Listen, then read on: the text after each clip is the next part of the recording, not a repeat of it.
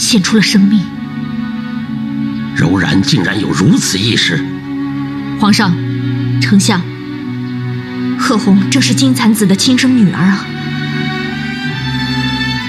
柔然人并非都是善恶不分，他们中的绝大部分渴望魏国和柔然能够和平相处。我也相信，柔然人绝不是出尔反尔之人。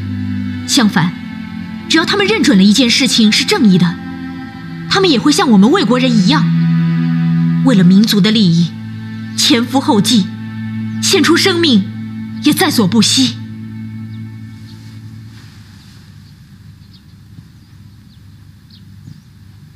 丞相在，其实魏国和柔然都是来自于草原的游牧民族，没有本质的区别，而且迄今为止，给我们魏国带来最大恐慌的，恰好不是柔然人，是我们魏国人拓跋绍。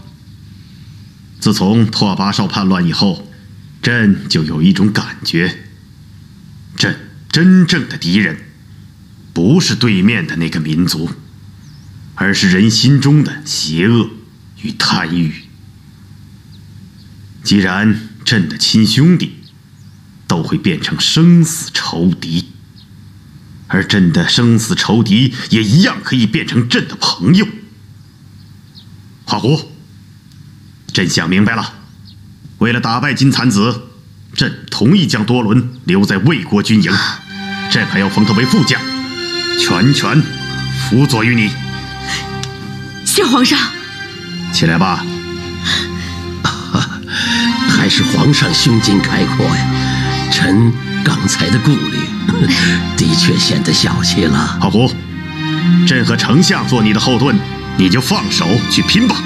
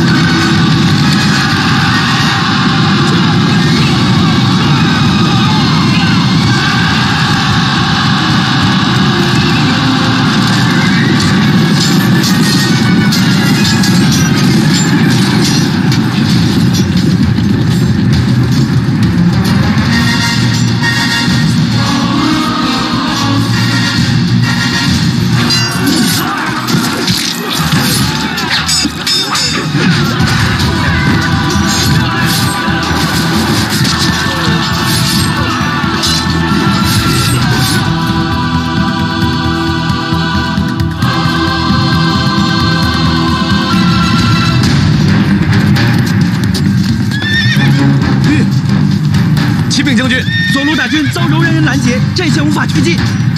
传我命令，骠骑营立刻前往支援，5时之前务必推进。是。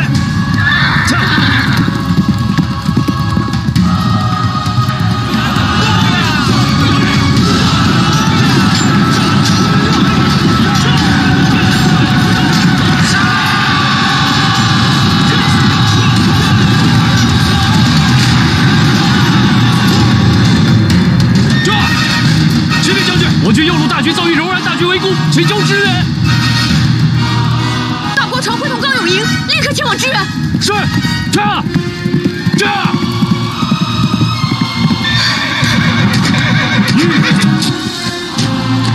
启禀将军，我们的中路阵型已经被柔然人冲破。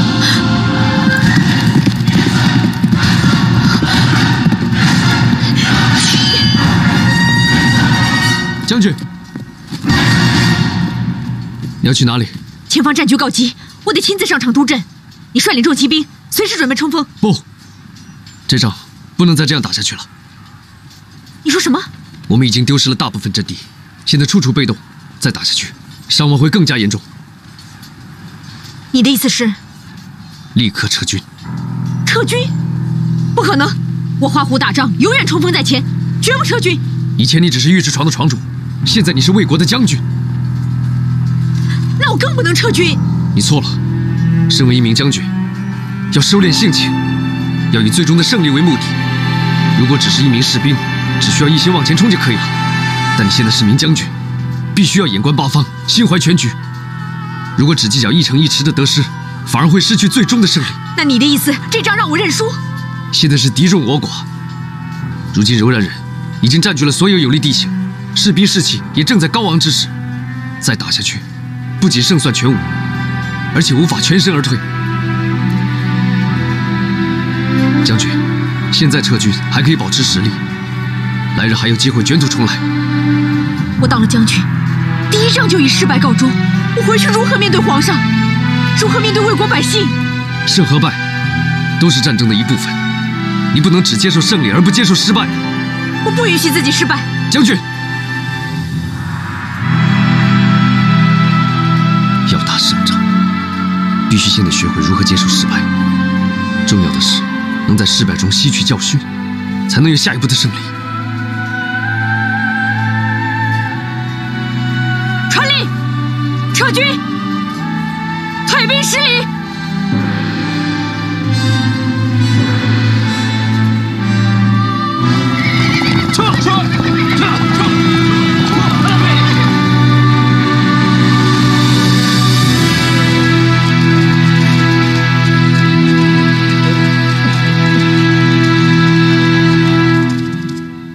柔然的兵力我再清楚不过了，倾尽所有也不过10万。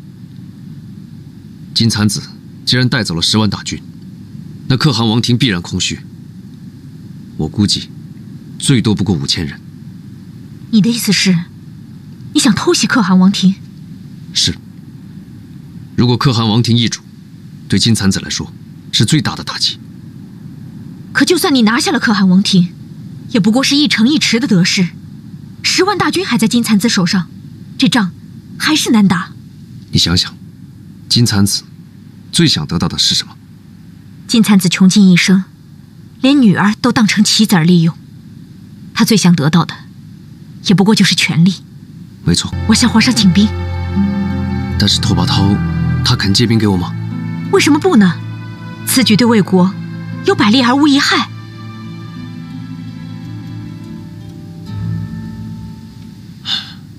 木兰，魏国与柔然的事情，并非你想象那么简单。多伦，皇上将你留在魏国军营中，并且任你为副将，足见他对你的信任。木兰，难道你没看出来吗？拓跋焘对我还有所保留，他命我辅佐你，却不给我兵马，其实也是在防我。你想想，如果我带领这5000兵马反咬一口，对魏国而言，那会是雪上加霜。我相信你，你不会的。木兰，我知道你肯定相信我，但拓跋焘毕竟是个皇上，他所顾虑的事情一定比我们多。多伦，放心吧，皇上会相信你的。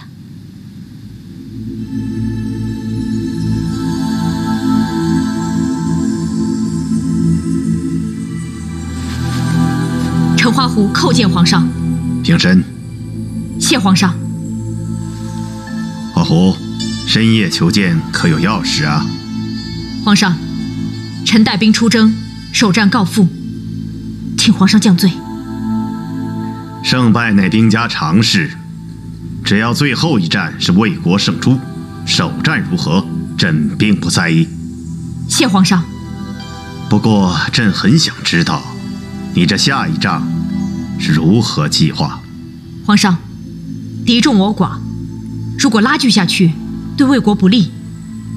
这下一仗，臣打算和金蚕子决一死战。好，既然是背水一战，你尽可以放开手脚，必要的时候，朕可以御驾亲征，横扫草原。皇上不必御驾亲征。可这最后一仗，臣有个提议，请皇上赐5000精兵给多伦，齐招制胜。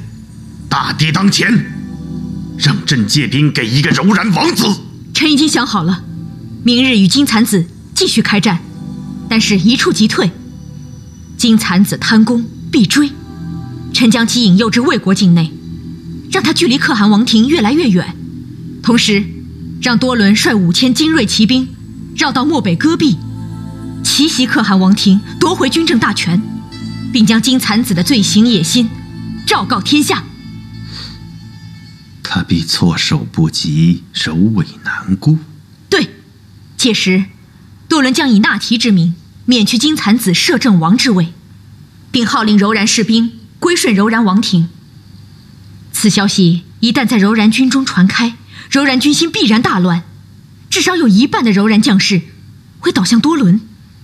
对于利欲熏心的金蚕子本人来说，更是釜底抽薪。然后我军大举反攻，而多伦率领兵马从可汗王庭出发，前后夹击，金蚕子回天无力，我军大胜指日可待。好，此计甚好。诱敌深入，骑兵突袭，釜底抽薪，前后夹击。朕相信，金蚕子一定会一败涂地。唯独借多伦5000兵马一事，朕得仔细地斟酌斟酌。皇上，此计若能奏效，最关键的一环就在多伦，他手中无兵无卒，不能成事啊。我们与金蚕子实力悬殊，兵马本来就很紧张，再拨5000兵马给他，万一有个意外，这战局的结果可就无法预料。皇上，正因实力悬殊，硬拼没有胜算，所以臣思前想后才定下此计。但多伦毕竟是柔然王子，朕怕拨精兵良马助多伦打败金蚕子，让他登上可汗王位，但他反过头来率领柔然铁骑给我们致命一击，那朕借给他的5000兵马岂不是自掘坟墓？皇上，多伦绝不是这样的人。朕身为一国之君，不能拿魏国千万百姓的性命冒险。任何可能之事，朕必须做到万全之策应对。皇上，臣斗胆问一句，皇上是否真的信任臣？这还用问吗？那就请皇上信任多伦，像信任臣一样。你和他不能相提并论。皇上，臣绝对担保，多伦绝对不会恩将仇报，谋我魏国。华虎，朕问你，你拿什么担保他不会趁机作乱？人心，爱情。什么？爱情？皇上，实不相瞒，臣是多伦深深相恋的恋人。华将军，你胡说些什么？你是不是疯了？不，皇上，臣有一事一直对你隐瞒，自知犯下欺君之罪不可饶恕，可现在大敌当前，臣又想替皇上冲锋陷阵，所以此事瞒到今日，也不敢如实禀告。快说，究竟是怎么回事？臣的真名不叫花狐，而叫花木兰。那花狐是谁？花狐是我爹，我是替父从军。朕越听越糊涂了，这跟爱情有什么关系？皇上，臣并非男子，而是女儿之身。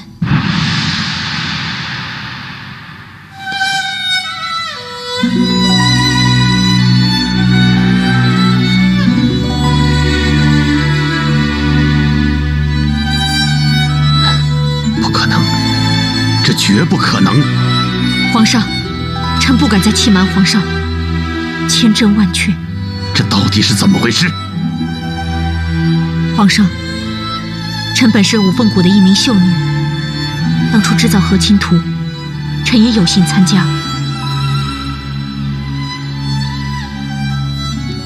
谢启臣向朕禀报过，柔然人派多伦到五凤谷破坏和亲图，而多伦到五凤谷之后却回心转意，处处维护和亲图能够成功制造，多伦也有功劳。难道这跟你有关？是，正因为多伦一心盼望魏国和柔然能够和平，与我心意相通，于是我们彼此才互生情愫。皇上，臣长期隐瞒此事，现在道出实情，也算卸下了沉重包袱，所以任凭皇上处置，臣毫无怨言。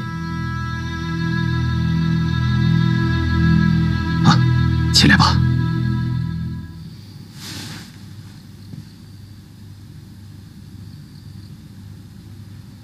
不可思议，真不可思议。皇上，多伦曾向我承诺，离开五凤谷回到柔然，一定极力促成魏国柔然永远和平。我和多伦也曾彼此相许，待魏国柔然和平之后，我们生死不离。朕记起来了，柔然人后来提出希望将天下第一秀女作为和亲公主，许给多伦为妻，这都是为你提出来的。是，可是多伦万万没有想到，我会将天下第一秀女的头衔让给福临。朕心中也早有疑问，没想到竟然是如此原因。最让多伦伤心的，还不是福临带我嫁入柔然，而是大唐可汗和金蚕子不顾其反对，依然发动战争。据朕所知，攻打，看来多伦对我魏国至少没有二心。皇上，我和多伦真心相爱，心心相依，我们都愿意为了魏国和柔然长久安好付出生命。如果皇上信任我，也请你像信任我一样信任多伦。传旨，朕要召见多伦王子。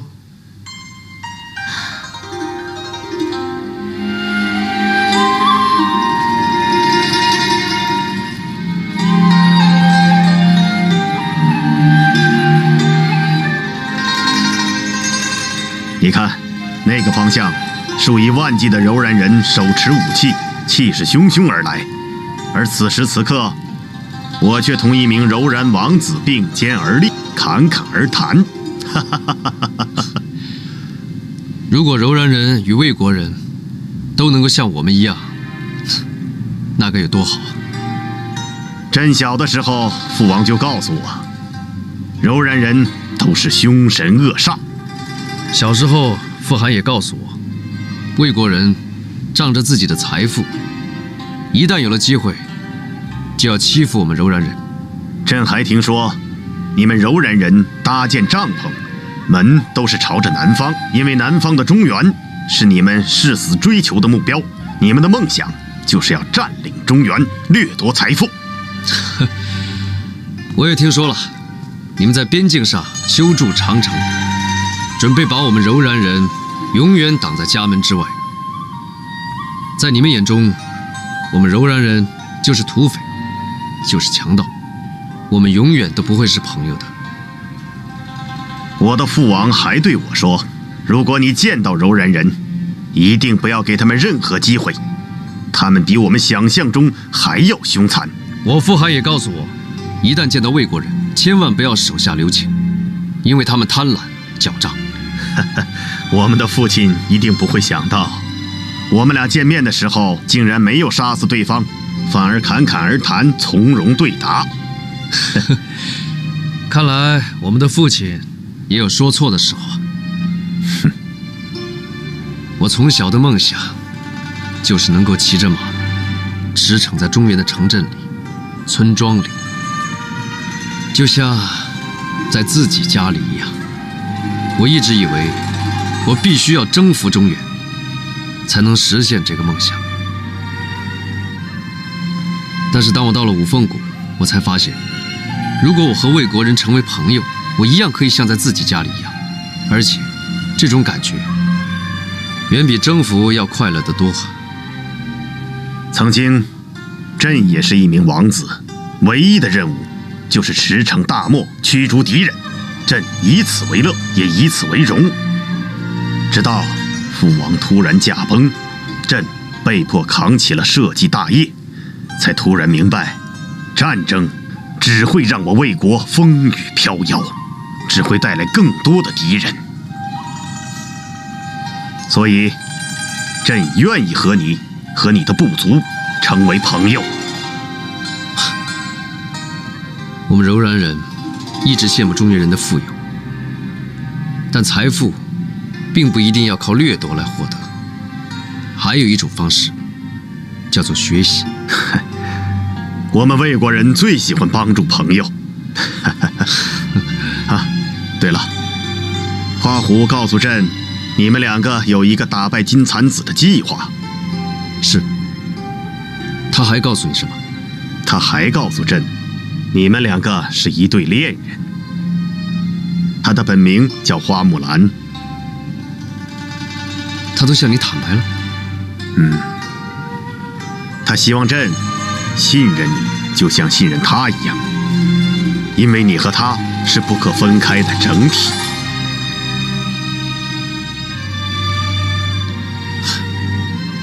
他说的对，无论在什么地方发生了什么，哪怕在战场上已经是生死仇敌，我们还是会互相牵挂。皇上，我有一个请求。你是说那5000精兵？这件事情还请皇上仔细斟酌，但我不奢求。我请求的是另外一件事，请皇上善待木兰，因为我知道，在魏国，女子进军营是死罪，而且她以花狐之名，在你御前行走这么长的时间，这欺君之罪也是非同小可。你也太小看朕了，如此刚烈忠勇的女子，朕佩服还来不及呢，怎么会治她的罪？谢皇上恕罪。朕不仅不治她的罪，还要马上拨兵给你。皇上，你相信我吗？你最爱的女子是我魏国的大将军，你说呢？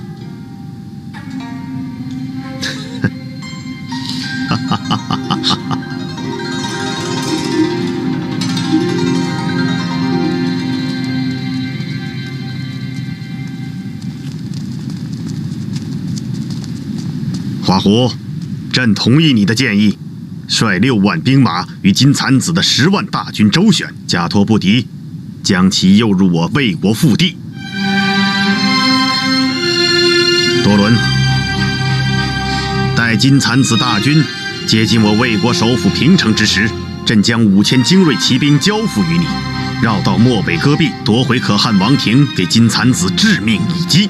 然后你们2位双方前后夹击，将金蚕子彻底击溃。皇上，花狐绝不辱使命。皇上，请你等着我的好消息。起来吧。丞相，臣这盛乐再过几天就将攒归金蚕子所有，未避风头，你跟朕先回平城吧。臣遵命。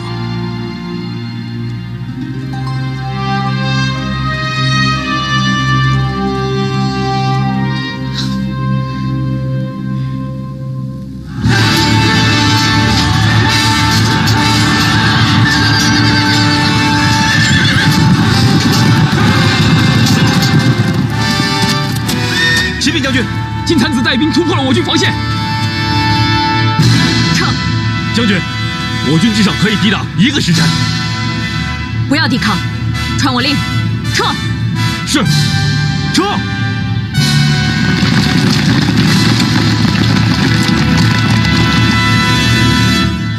启禀圣人王，魏军一败涂地，仓皇逃跑。给我追！是。花木兰，纵然你巧计百出，遇到这真正的大战，你还差得远。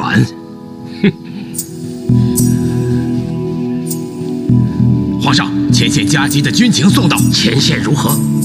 金蚕子已攻破盛乐，带领柔然大军正向平城进发。预计不久之后就会兵临城下。什么？胜了又丢了？那花虎手上不是有6万兵马吗？怎么如此不堪一击？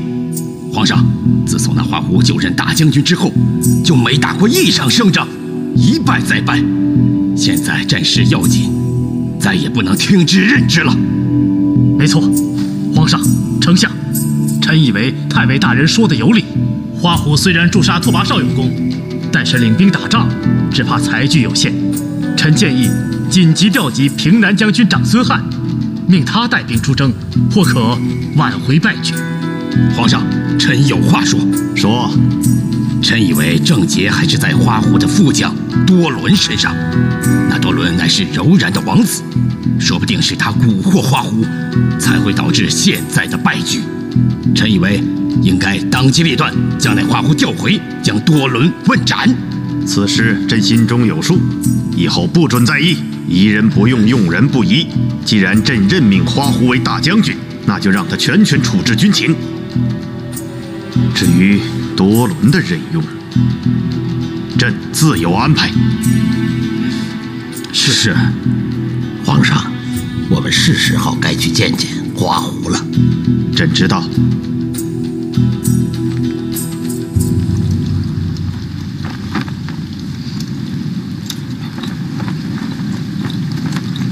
金蚕子已经出发了，估计他很快就会到达平城。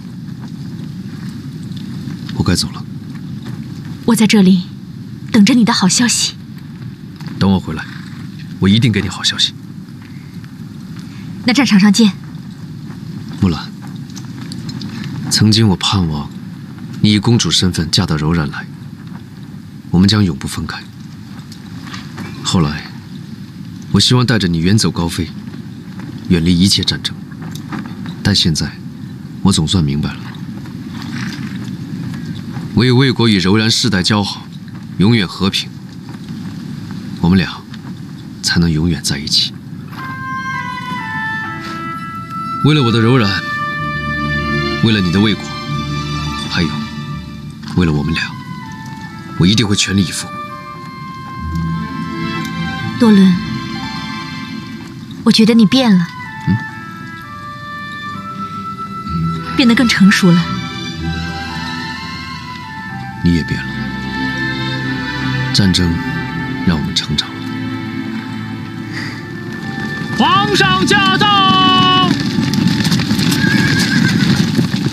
皇上，金蚕子率领大军不日就要抵达平城，你们都准备好了吗？禀告皇上，一切就绪。好，多伦什么时候出发？只等皇上一声令下，我立刻出发。好，众位将士，不日之后，金蚕子率领的柔然大军就要抵达平城。这一次，对平城，对魏国，他是志在必得，因为他有10万大军。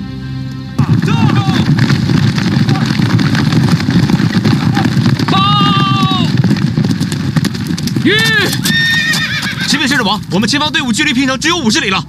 好，传我命令，全速前进，务必在今晚赶到平城。去，是。驾，快走！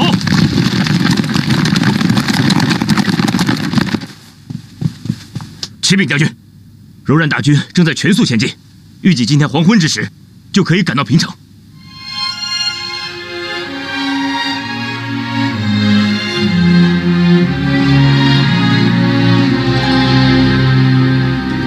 如果不出意外，多伦此时应该已经得手。是，最迟明日应该就有消息。皇上，金蚕子已经兵临城下。完全在预料之中。皇上真是神断，几乎分毫不差呀。那就请丞相尽快与楼福连会合，镇守内城，稳定人心。朕这就去花湖大营。是。皇上，金蚕子10万大军已经在城外虎视眈眈，花湖那6万兵马抵挡得了一时，抵挡不了长久啊！平城破城那是迟早的事，趁现在还有时间，皇上，请当机立断。皇上，皇上，皇上！二位将军不必惊慌啊！皇上自有安排啊！丞相，你跟皇上这葫芦里究竟卖的什么药啊？明日自可见分晓啊！丞相，丞相！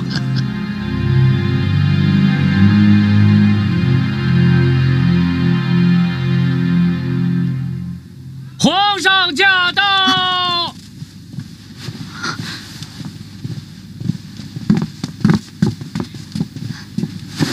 陈花狐叩见皇上。免礼。金蚕子已经在距离平城50里外的郊外摆开了阵势，看样子，明天准备开始攻城。皇上请放心，臣已经做好了一切准备，明日与金蚕子决一死战。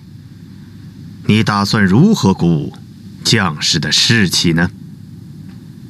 金蚕子的兵力虽然比我军多出1倍，但我们为魏国的存亡而战，将士们必然将生死置之度外。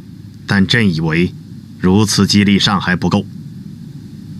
皇上，臣请皇上赐教，不知皇上有何奇招？你等等。你们退下。是，皇上。朕要宣布你是女儿身。皇上，女子进军营是死罪，若将士们知道我是女子，岂不是？你说你从军以来，凡知道你是女子的是何反应？皇上，我从军以来，凡知我女儿身之人，无不振奋鼓舞，奋勇杀敌。当年的尉迟闯主，还有在可汗王庭牺牲的书生和铁匠，都是如此。朕那日听到你坦白身份，也跟他们一样，倍感振奋呐。好啊，魏国女子如此刚烈忠勇，魏国男子岂能不被激励？若5万将士知道此事，一定以一当十，合聚金蚕子10万大军。花木兰，臣在。听旨，朕恕你女扮男装进军营无罪。明日出征之时，朕将在千军万马之前宣告你的真身。臣花木兰叩谢皇恩浩荡。起来吧。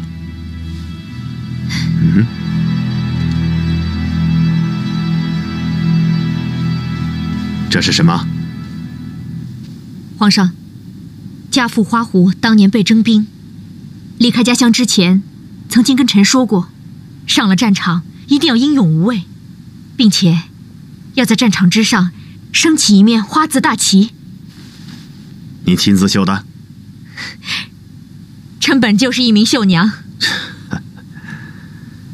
静可以持针绣花，动可以舞剑弄棒，平定天下。朕对明日一战又多了几分信心。各位将士，金蚕子的大军已经兵临城下，此时此刻，我们除了背水一战，别无他途。而这一战，胜则国胜，败则国亡。你们可能都听说了，金蚕子率领的是10万大军，而我们的兵力不到6万。在兵力上，我们虽然少于敌人，但是我们有战胜敌人的100倍勇气和信心。朕要告诉你们，有这样一个魏国女子，面对比自己强大的敌人，无比英勇，从不退缩，屡建奇功。这名传奇的魏国女子，现在就在我们当中。什么女子？哪里有？她就是你们的将军花狐。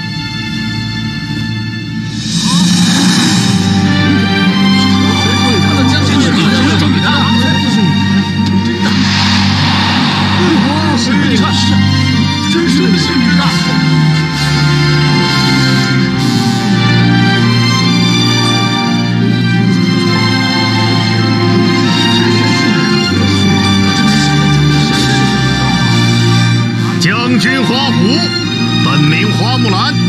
以父亲名字替父从军，为父尽孝，为国尽忠。在黑山他孤身一人救出全床，他智勇双全，为夺回圣乐立奇功。在可汗王庭，他忠肝义胆，诛杀国贼，再创奇迹。一个女子为报效国家，尚且能杀敌制胜，成为将军。你们身为7尺男儿，更该忠勇无敌，报效国家。忠勇无敌，报效国家！忠勇无敌，报效国家！为国的将士们，决战的时刻到了，我们最终胜利的时刻终于到了，为国必胜！为国必胜！为国必胜！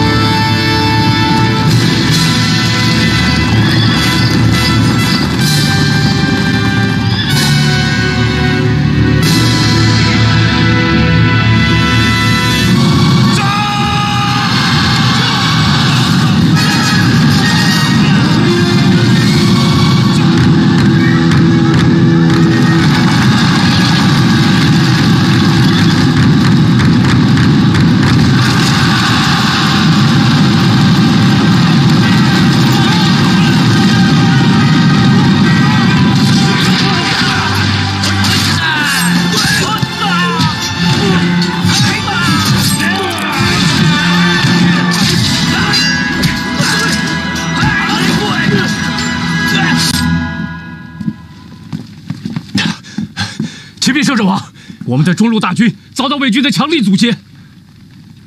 魏军不过6万兵力，既然强攻中路，那么两翼一定非常薄弱。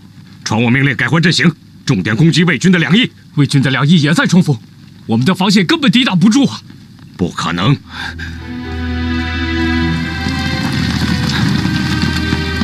传我命令，稳住阵脚，临阵脱逃者当场斩首。去。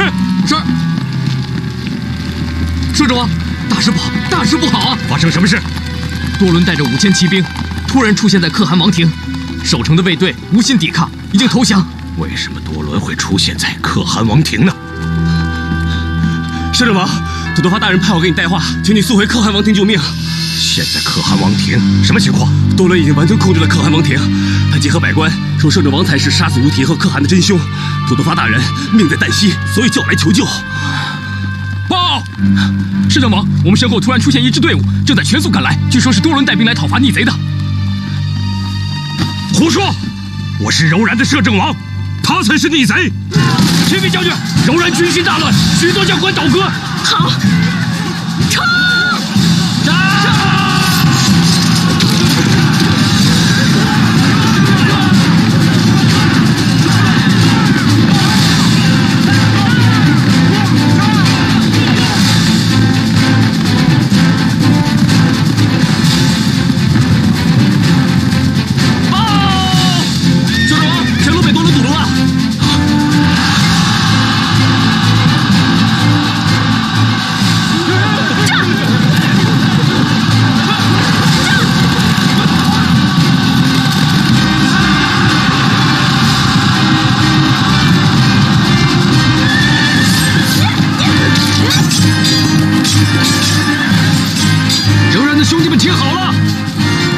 密谋篡位，被纳提可汗免除一切职务。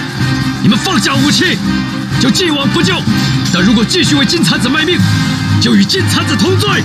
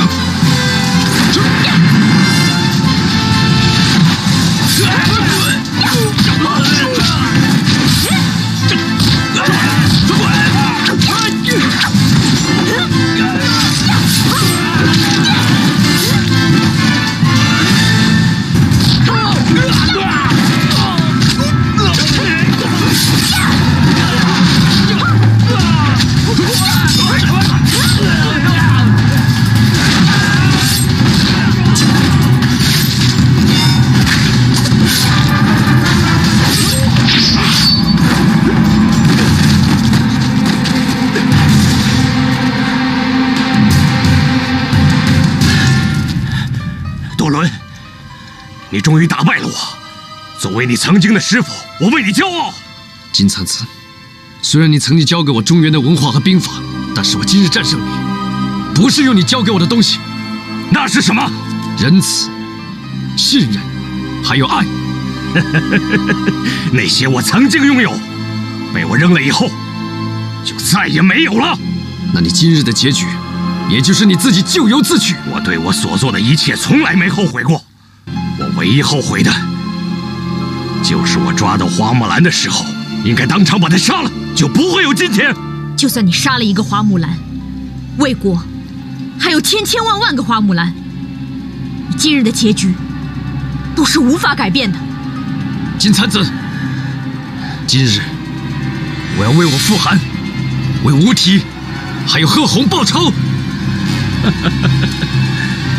今天你们赢了，可是我没有输，不会让我自己落到你们手上的。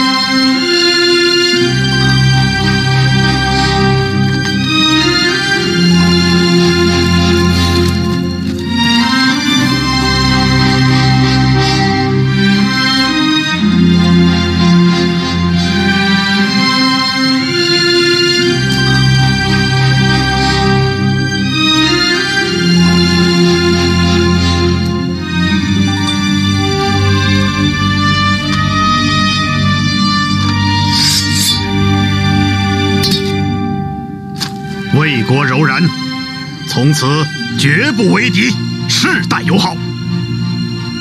柔然魏国，从此亲如兄弟，不再自相残杀。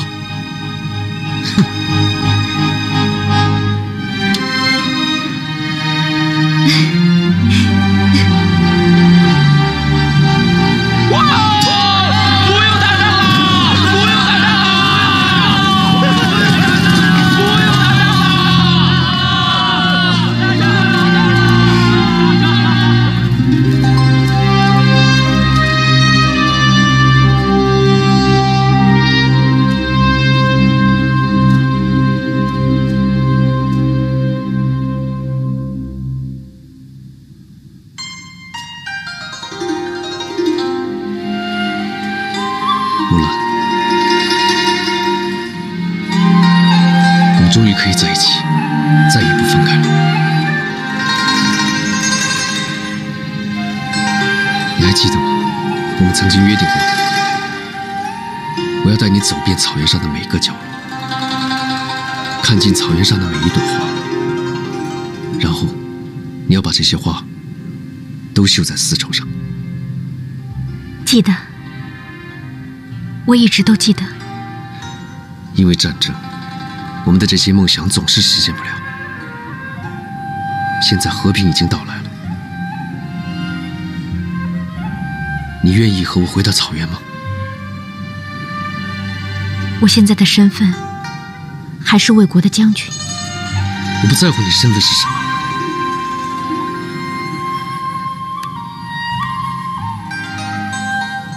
我只知道你是我深爱的人。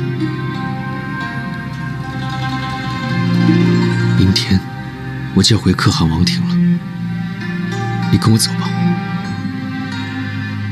让我再想想。你别想了，我们等这一天等了好久好久。木兰，嫁给我。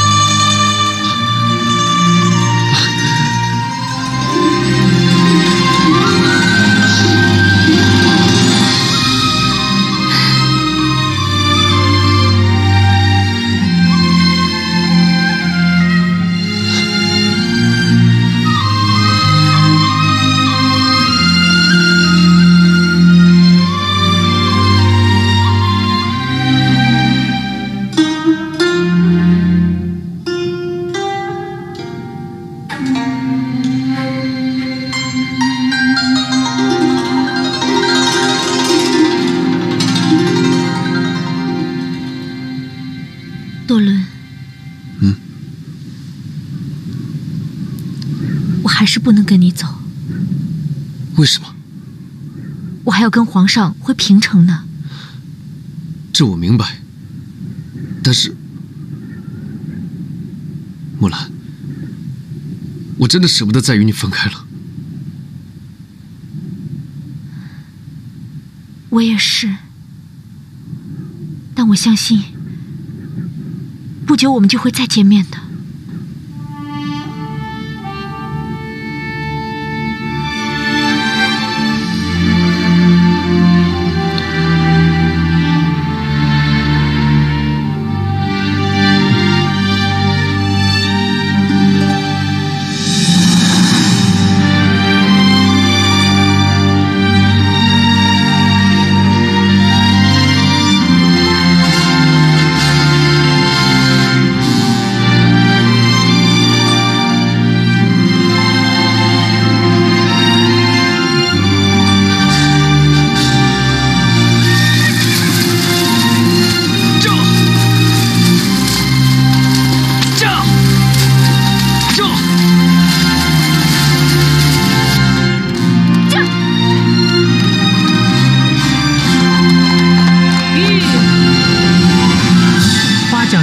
皇上有旨，特赐花将军内乘骑马。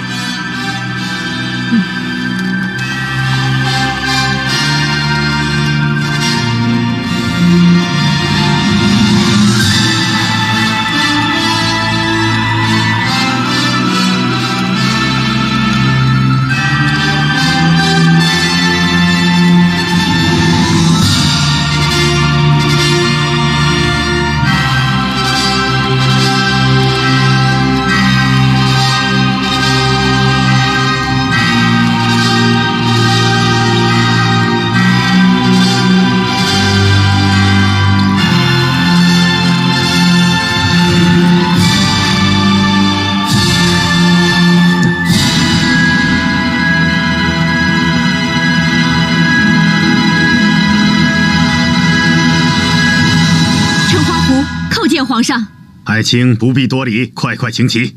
谢皇上。臣等拜见武兵尚书。皇上，跟朕上殿再说。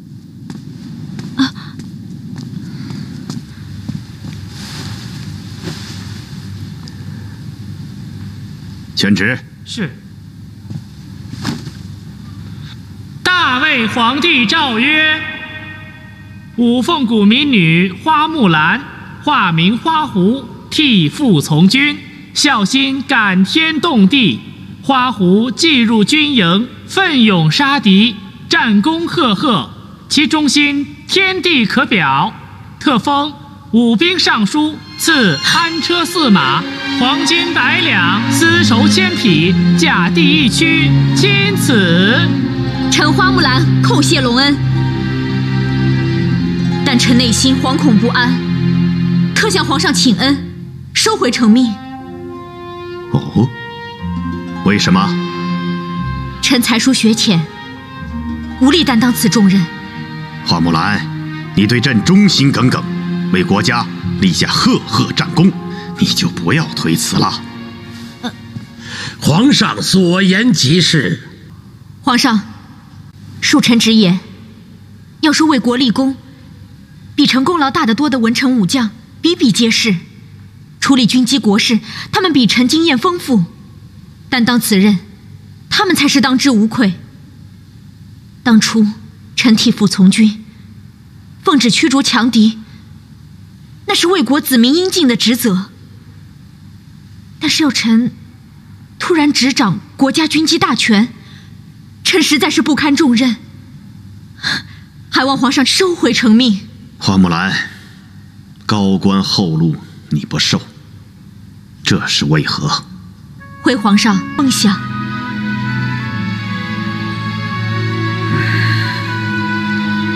花木兰，朕还是再次想挽留你。朕知道你和多伦深情相爱，你若是顾忌身为朝廷命官，入嫁柔然之事会成为泡影，这你不必担心。只要多伦来提亲，朕自有保全之法。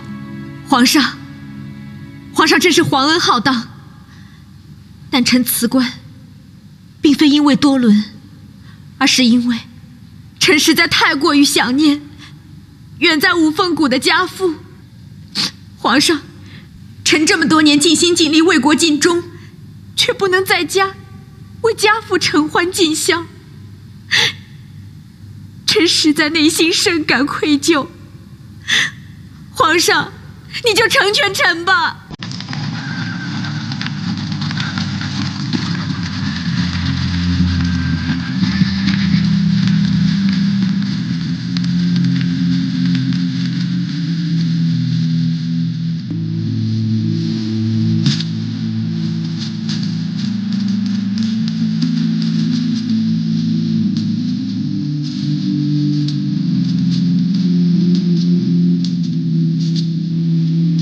木兰，此去五凤谷有几日的路程？骑快马的话，2天2夜就到。你到家之后，带朕问候你的父亲。谢皇上。木兰，朕舍不得你走啊。昨夜朕一夜没有睡好，总想起你我君臣在战场上的那一幕幕。你对魏国对朕有大功，云中一战，若不是你舍身相救，朕恐怕就不能在这里和你说话了。皇上乃天子，大富大贵。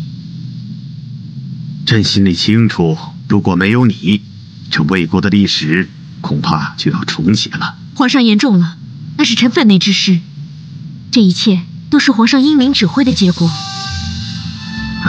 你回乡之后，好好照顾你的父亲，日后有什么难事，随时来找朕。你也要常常回来看看朕。谢皇上。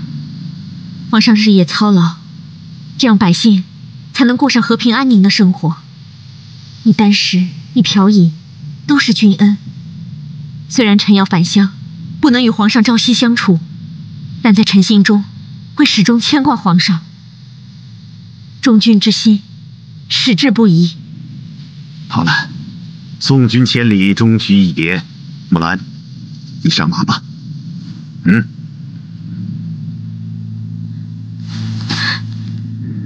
皇上，请珍重，臣在千里之外，才能安心。免礼。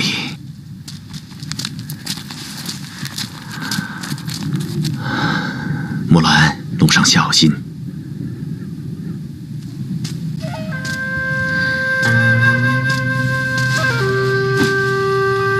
皇上，告辞。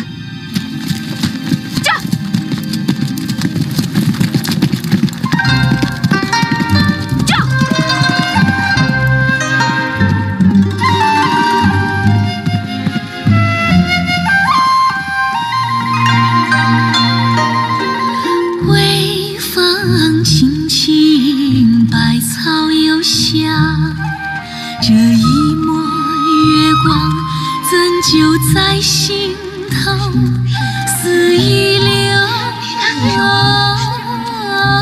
淌。关山古道清冷月鸟，是谁把无边的夜拉长拉长？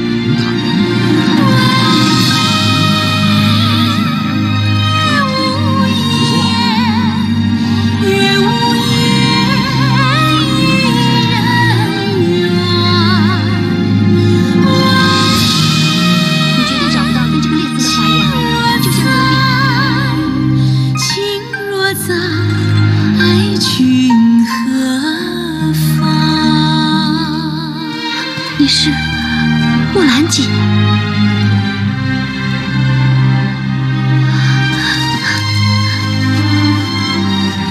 兰姐，紫苏，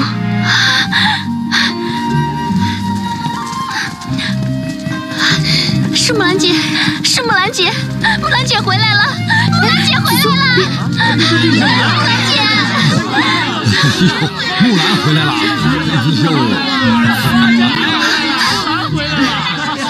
木兰姐，我好担心你，我好想你，我日思夜盼都盼着你能回来，你终于回来了。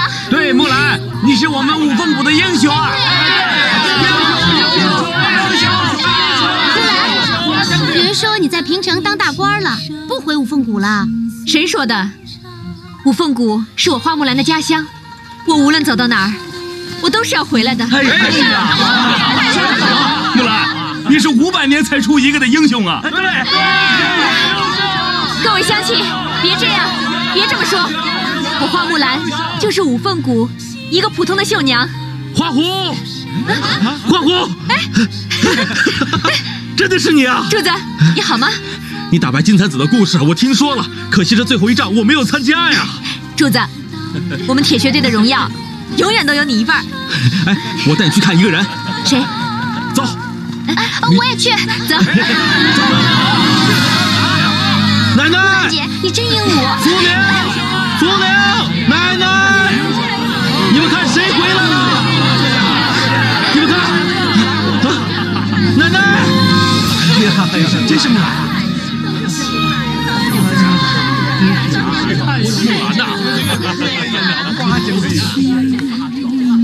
木兰，福灵，奶奶，木兰，福灵，木兰，你终于回来了，我好高兴啊！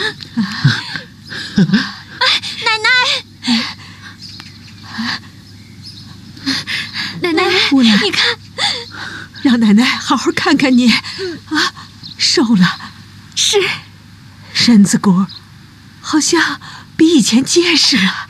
奶奶说的对。柱子告诉我，说你在战场上受了很多苦，听说你还受伤了。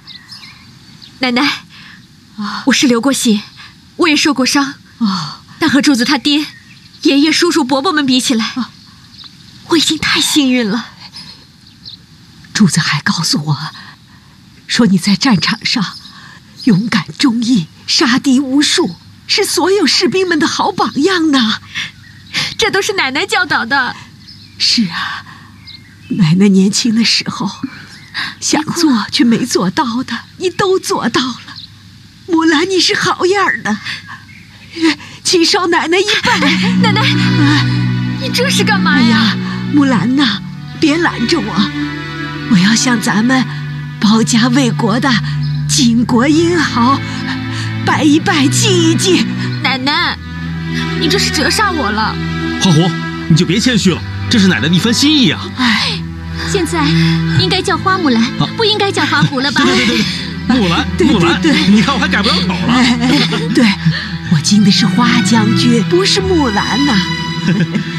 花将军啊，我要代表千千万万魏国的百姓，要感谢精忠报国的魏国的士兵们。奶奶，那我也替千千万万的魏国士兵接受奶奶的敬意。我也要替千千万万的魏国士兵感谢五凤谷所有的乡亲们。如果没有你们在后方支援，我们就不能坚持到最后，取得最后的胜利。五凤谷的乡亲们，请受木兰在此一拜。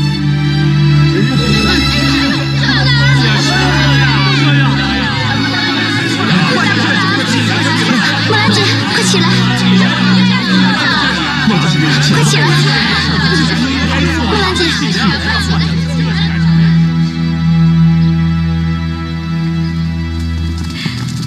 木兰，臣下令到。不知将军到来，下官有失远迎，还望将军恕罪。陈县令不必如此多礼，快请起。你是朝廷大将军，我不过是一个小小的芝麻官，这礼多人不怪，这头我是一定要磕的。陈县令，你还不知道吧？我现在已经辞去了所有官职，从今往后，我也只是五凤谷一名普通的绣娘，我还指望你这个父母官多多关照呢。真的？这还能有假呀？哎呀，这花将军是功名利禄如粪土，下官也是不求上进，看来我们俩的志向还有点相近呢。你们两个才不一样呢。我这个县令只管了一个小小的五凤谷，但是五凤谷却出了一个天下第一的秀女，又出了一个天下第一的将军，这天底下哪个县有我这样的际遇啊？我看，我应该叫天下第一县令。陈县令，你今天喝多了吧？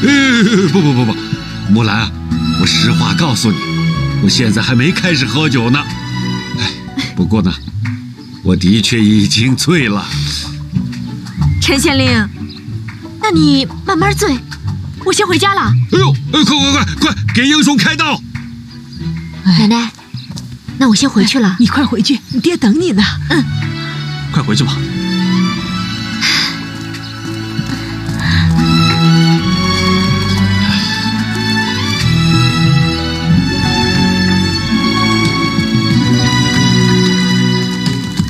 花爷，木兰回来了！木兰回来了！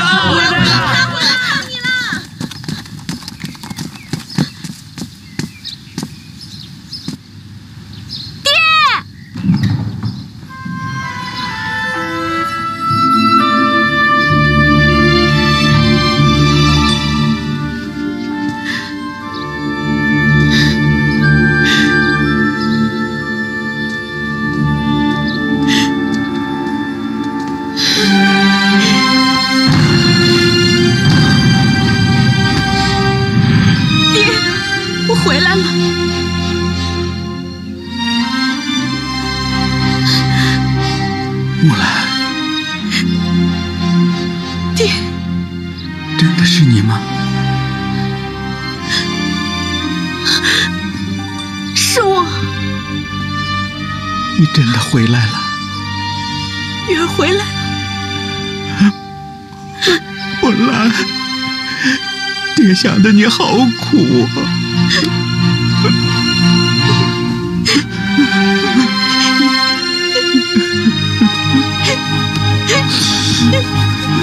爹，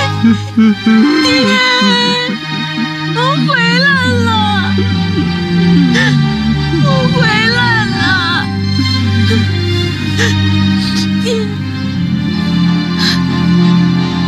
爹以为再也见不到你了。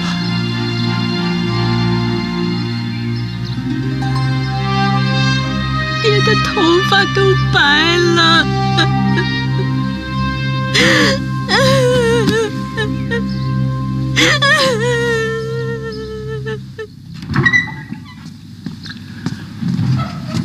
木兰，你房间我什么东西都没动，还跟原来一模一样。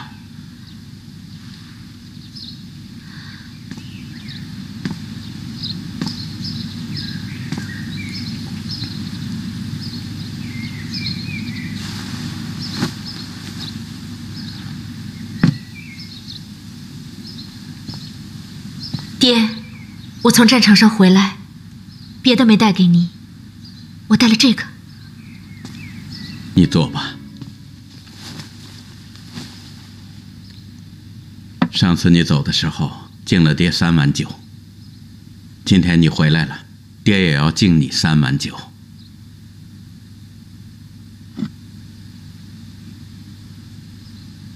这第1碗酒，我敬我女儿木兰，她替父从军，历经千难万险，这份孝心，天地可见。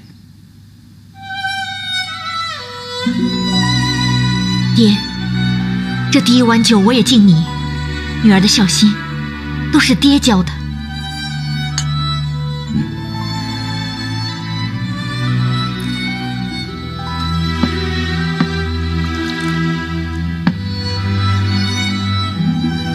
这第2碗酒，我经士兵花胡，他奋勇杀敌，保家卫国，这份忠心让人敬佩。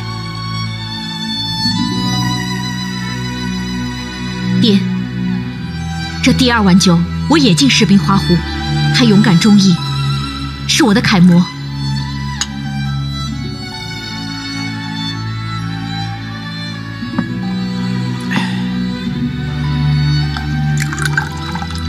这第3碗酒，我敬花将军，他让花子大旗在战场上飘扬，所向披靡，为我们花家争光了。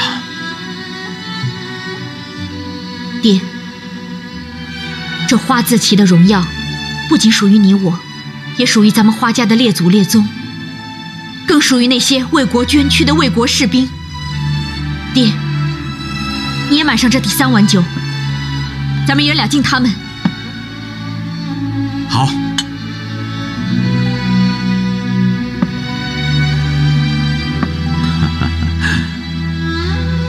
木兰呐，上次你敬了爹3碗酒，就不辞而别了。今天你会不会也不辞而别呀？爹，怎么会呢？爹，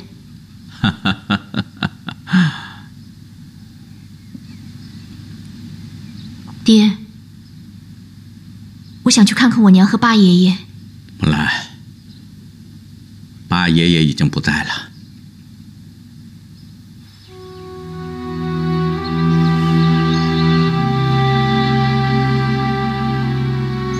娘，